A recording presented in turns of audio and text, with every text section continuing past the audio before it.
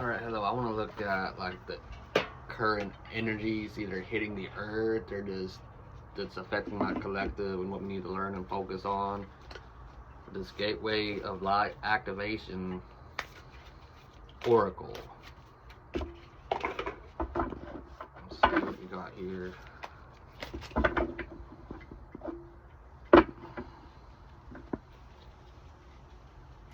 There it is. We've got Heart of Source. So our collective is we're looking at, someone of all encompassing love, unconditional acceptance of oneself and others, and just existing in a state of serenity and bliss, and just love and appreciation for the universe is what we need to move forward and to actually spread upon others. The thing about doing that, like when you do show up every single day, like trying to be your most authentic self and just being who you are, like to a very, very deep core level of your being, is typically no matter what, like even if you do kind of stutter or fail a test or two from spirit, is you do kind of get led to your north node, even when people do try to knock you off or try to get you off path. If you just try to really envision and have that just that heart is just connected to source no matter what happens, you truly acknowledge and accept it, even if you still are unhealed. But if you just acknowledge and accept that you may have a little bit of healing to do, that will propel you forward, and rather than just denying it, which is what a lot of people do, which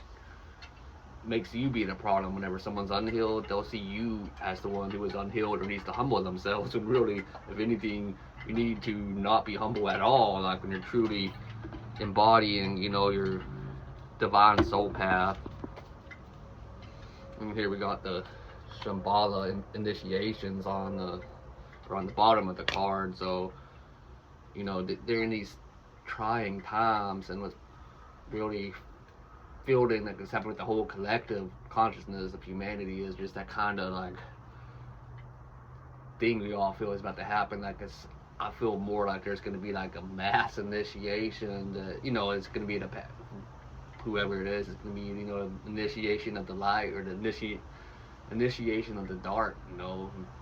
Given that humanity has free will, and we've had like three factions, you could say. Like we have the agents of light who signed a soul contract to bring light and spread knowledge, love, awareness to humanity. And then we got like the agents of darks who want to keep the old way going because they love the physical so much that they signed a contract to just have a normal life and just want to eat the same bad food and just work the same job every day. And there's something wrong with that. There truly isn't. Like we all have our own soul paths to grow, and some of them do that not necessarily out of spite or because they're evil, but they do it because they're still here to learn too. So you can't really see yourself as up here with anyone. We're all on the same different paths. It's all really about trusting the process, and this whole initiation called Earth, that at least this ascension cycle has never been done before, like where this time you actually might make it, but at the same time, who knows? I wouldn't say that, but it just seems like, at least as far as like the first original, from what I've read, is like the Pleiadians were like our descendants, like our very, very, very ancient ancestors who escaped the first cataclysm, given in Atlantean, Lemurian times. Hell, even before that, I think the first civilization, I mean, we're talking almost the Garden of Eden type deal, is we had some very ancient humans here who are serving as leaders, and we also have them like in the spirit realm, or if you ever with any orbs, you either see in the sky, which you got to be careful, because that's one thing the government can't paint as though they're bad, or they can even just have their own especially those triangular craft, if they can emit their own like illusions, so to speak. So they'll usually won't be a light show, and it's too obvious that that's not real because there's so many different colors, and it's gonna get you in awe. But just know that you do have a lot of ascended masters, ancestors who are helping us on this journey, and that we never really truly are alone, even though it may feel like it. Because when you're on this path, and you truly do seek to better yourself and to learn and to actually possess the knowledge that only the 1% have, being rich in spirit, which will eventually propel you on that path of actually even financially potentially becoming an entrepreneur and being on their level too, especially as more and more of the dark get exposed. But yeah, like these two cards here, the collective reading this is being urged to trust the process and let go of anything no longer serving them, because you're getting some dharma coming in. So retreat anywhere, even if it's like a internal meditative retreat, in your like wherever you meditate, in your house or even in nature, but just really retreat to that state of just infinite beingness.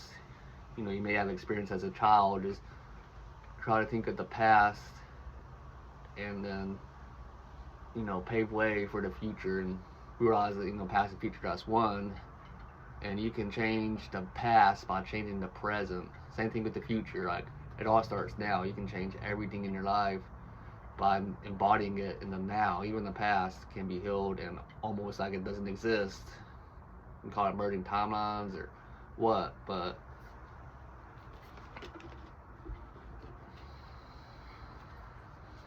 and then we got right here a serious star blessings. But yeah, this is like proceed, be seen, like make yourself out there, quit hiding, push through whatever obstacle you may have is actually most likely at this point self-imposed. It's a hurdle that you put there that no one else did, and you're being asked to jump through it and just keep going. But and this is a yes card. If you need a confirmation, should I go forth with that decision? This is the confirmation. If you feel like you resonate with that, then yes.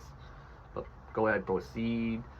We got Sirius here, which is it's like one of our spiritual suns, that and Polaris. I'm not sure which is which, but it is one star system that has an immense amount of knowledge. It's called a dog star. So think about that unconditional love, companionship. Like, you have that in the spirit realm, and it will be coming forth here pretty soon for a lot of us. We will be meeting our soul tribe, our soul family here pretty soon in the physical. Just trust that process, definitely. A lot of you do feel stuck, like you just need, like you're doing everything asked of you. You're speaking your truth or living in your truth, but you feel like you need someone there, like a relationship. Just, it is coming. But we got the solar light upgrade. This is the one with the solar plexus, and you're staying in your power. Feel that inner power, or that inner fire, and and feel that willpower within you. Do not fear your power either. Just let it just envelop and consume you in a very, think about it like this, like knowledge isn't really that good. You have to have the wisdom to wield it and actually do something with it, rather than just say, no, you're not who you say you are, because you don't embody the wisdom to apply that knowledge to yourself. And actually, with wisdom also comes that understanding, that compassion to actually wield that power and be trusted with it. Because the universe isn't just going to let everybody manifest everything. Comes down to it, you only get where you are by working on your shadow and not really being afraid of those negative dark thoughts, which is what a lot of new age practices do promote, is that whole, you shouldn't focus on the bad. Like, yeah, sometimes you should avoid, in the sense that it could be telepathy, it could be, just people talking about you, jealousy, envy, other forms of just talking down on others, which is pretty much, it's the opposite of prayer, which we all know that's black magic. Like, speaking ill on anyone's name really hinders your growth more than it does a person you're talking down on. If you got to be careful, if they're an alchemist or they're used to transmuting the dark within them, you're gonna shoot up, and their success will be your karma.